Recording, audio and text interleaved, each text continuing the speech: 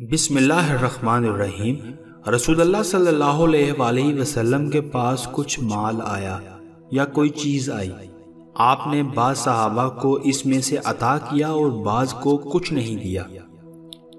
پھر آپ کو معلوم ہوا کہ جن لوگوں کو آپ نے نہیں دیا تھا انہیں اس کا رنج ہوا، اس لیے آپ نے اللہ کی حمد و تعریف کی۔ پھر فرمایا، اللہ کی قسم میں بعض لوگوں کو دیتا ہوں اور بعض لوگوں کو نہیں دیتا، لیکن میں جس کو نہیں دیتا وہ میرے نزدیک ان سے زیادہ محبوب ہیں جن کو میں دیتا ہوں۔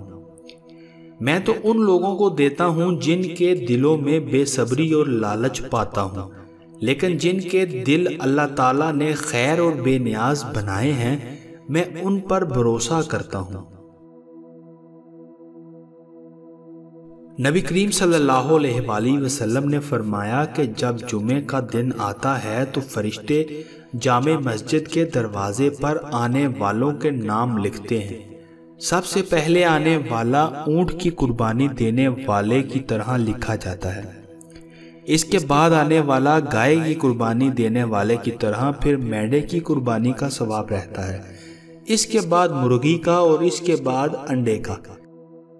لیکن جب امام خطبہ دینے کے لیے باہر آ جاتا ہے تو یہ فرشتے اپنے دفاتر بند کر دیتے ہیں اور خطبہ سننے میں مشغول ہو جاتے ہیں۔